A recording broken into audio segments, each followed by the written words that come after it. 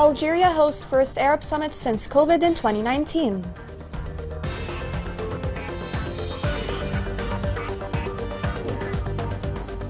Houthis impose more restrictions on telecommunications and ban messaging programs.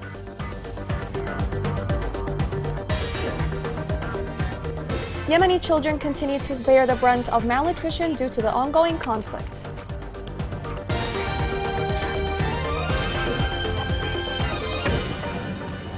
Welcome to Yemen Today TV. This is English News with me, Shazza Abdelbay.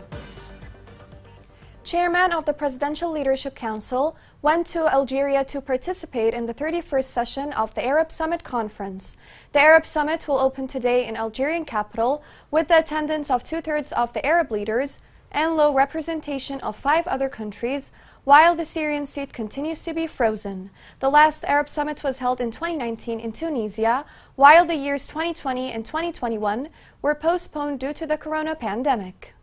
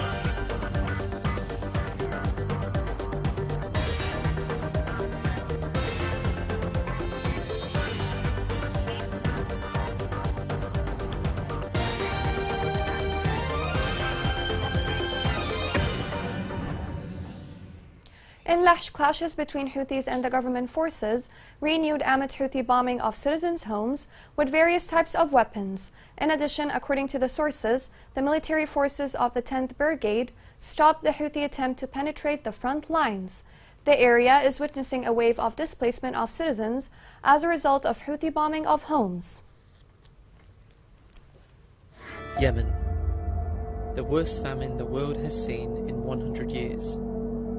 Right now, over 8 million people are facing starvation.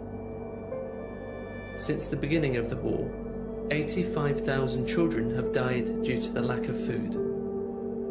We cannot allow this to continue. The Yemeni people can't wait. Academic sources at Sana'a University stated that the Houthi rebels have raised the fees of midterm exams. The Houthi militia had raised the fees of exams in Damar College of Medicine before.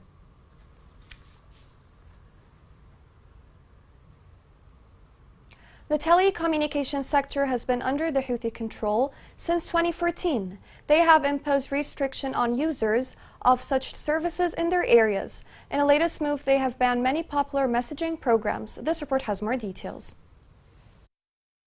Local sources in the Yemeni capital Sana'a confirmed that the Ministry of Communications in the government of the terrorist Houthi militia has banned special programs for instant messaging. The Houthi militia banned the popular communication program Zoom and other programs such as Imo and Google Duo. Specialists stated that the Houthi group is practicing unprecedented force in the telecommunications sector in general, as it's the sector that the group still controls over all regions of the republic. An independent Yemeni initiative recently revealed information and documents about the extent of Iranian interference in the telecommunications sector in Yemen, as it's being harnessed for the benefit of the Houthi group in the intelligence, investment, and financial aspect.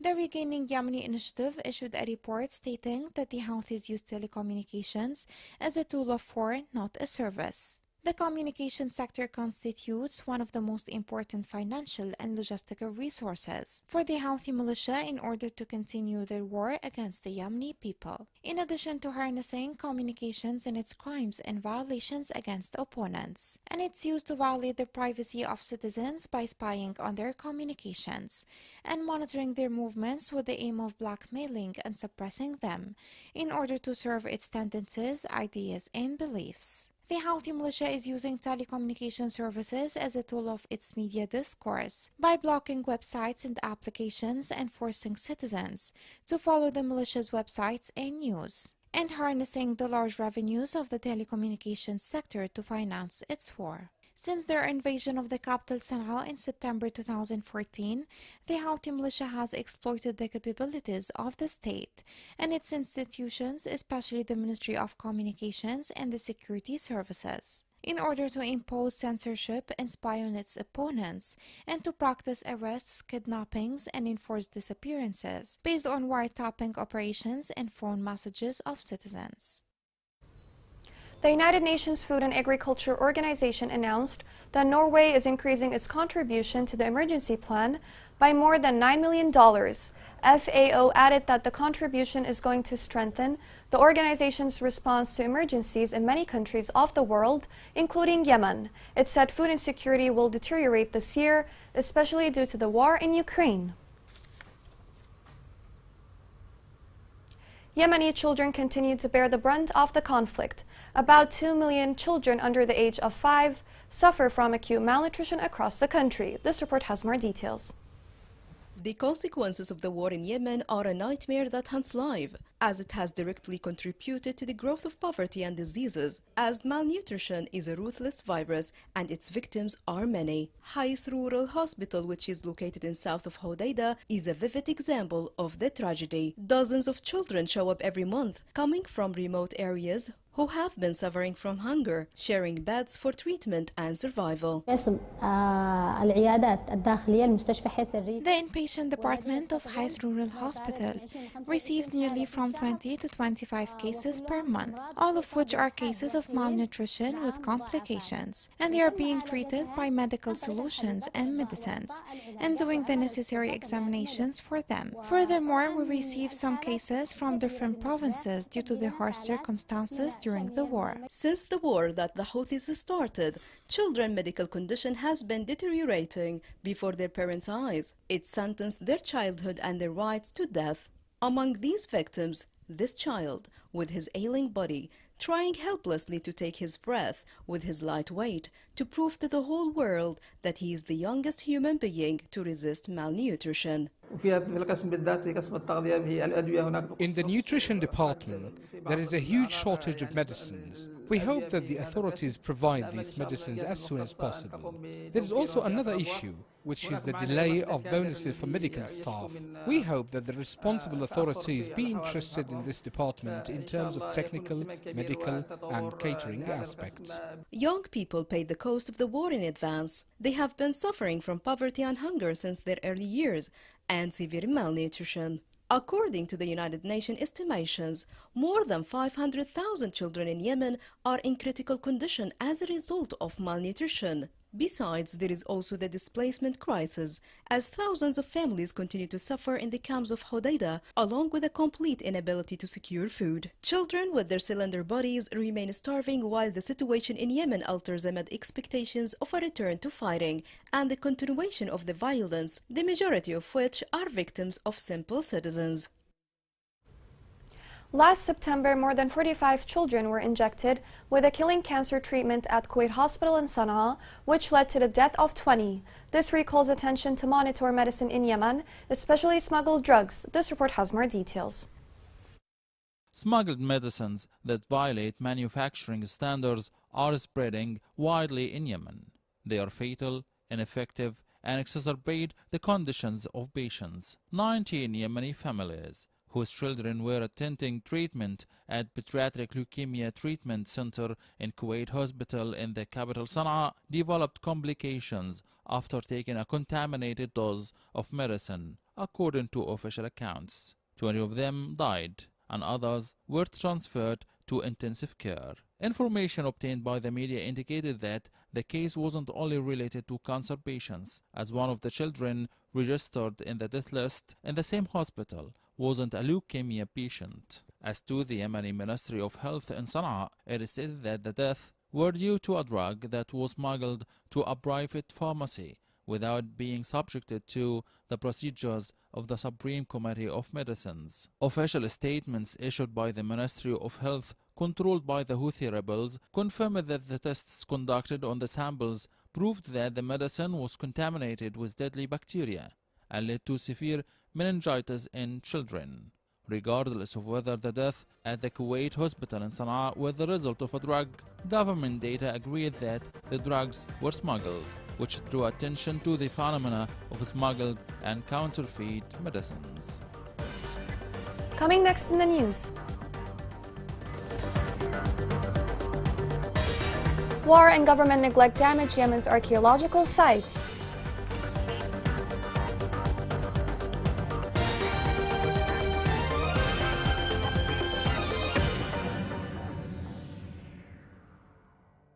نزحنا من نزحة وانهم فوقنا هدموا بيوتنا.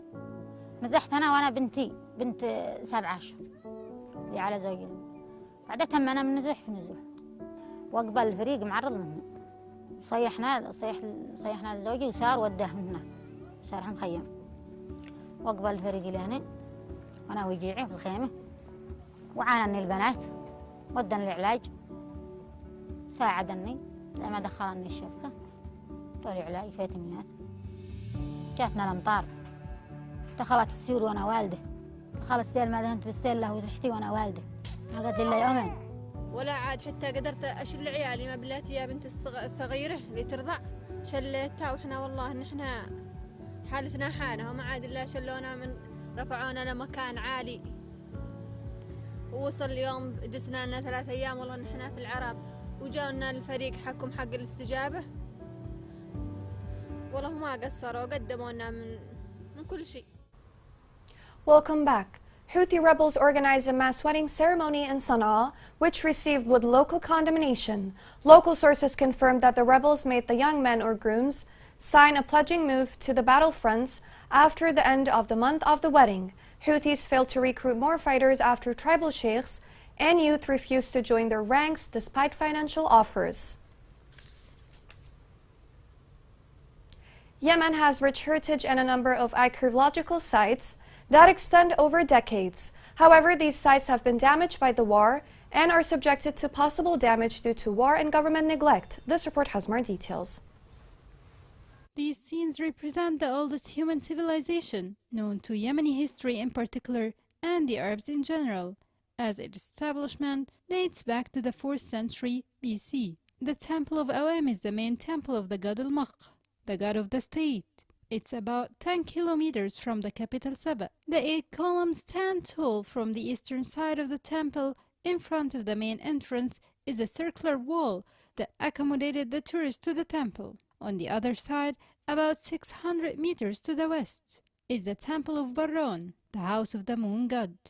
The inscriptions also mention the intimacy between sun and flower, which are associated with Queen Balqis, the queen of Saba. As for Ma'rib Governorate, it has a leading role in establishing a lot of historic buildings, the most prominent of which is the Ma'rib Dam, which is famous for high technicality of its building. The monuments in the previous period are exposed to damage due to natural factors, including torrential rains and wind. In addition to looting and sabotage, and all of these factors contribute to the destruction of these monuments. In a historic city that has always constituted an important historical dimension and a major center for trade caravans of incense, coffee, and other Arab products, the archaeological sites in Ma'rib face wide threats, including tampering with the contents of the temple by the visitors and throwing waste therein, in addition to the destruction of its contents, due to natural factors such as rain and winds, while ignoring the concerned authorities to put appropriate walls that protect these rare places from looting and extinction, and activating their role as a tourist for a long time. We love to visit archaeological sites when they are in the proper and clean condition that we wish to see, away from negligence and irresponsibility by the concerned authorities. The repercussions of the war were not limited to humans only, but also extended to the monuments, as archaeological monuments east of Ma'rib face widespread neglect. by the concerned authorities, which doesn't see any gains behind them to preserve them. The real estate market in Yemen is witnessing a state of collapse and a significant decline in economic activity. Economic sources said that dealings in the real estate market decreased significantly as a result of the deteriorating economic conditions and the ongoing war. Yemeni government signed with Saudi Arabia agreements for executing 12 water projects using solar energy. This report has more details. The Houthi militia imposed new taxes on the owners of water wells in the central province of Hib. The Houthi step is not the first of its kind, and it comes as part of a campaign that targeted various segments of society in the militia's areas of control. Informed sources reported that the Houthi levies and financial royalties on owners of water wells come in preparation for celebrations of the Prophet's birthday, and the militia take the commemoration as a means of collecting money that is imposed by force from time to time. Yemen suffers from a water crisis, which is due to the proliferation of cod as a cash crop, which consumes more than 40% of Yemen's total renewable water resources. The rate of groundwater overdraft is currently twice than the recharge rate and is increasing, bringing depletion of water reserves, inequity, and shortages. It is estimated that 18 million people lack access to safe water and adequate sanitation services in Yemen. The current water network reaches less than 30% of the Yemeni population. Thus, millions of Yemenis, including women and children, need to walk for miles to fetch water. Here's a reminder of the main headlines. Algeria hosts first Arab summit since COVID in 2019.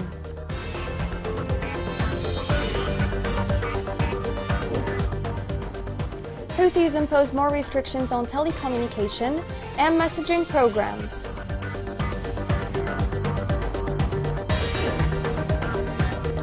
Yemeni children continue to face acute malnutrition due to the ongoing conflict.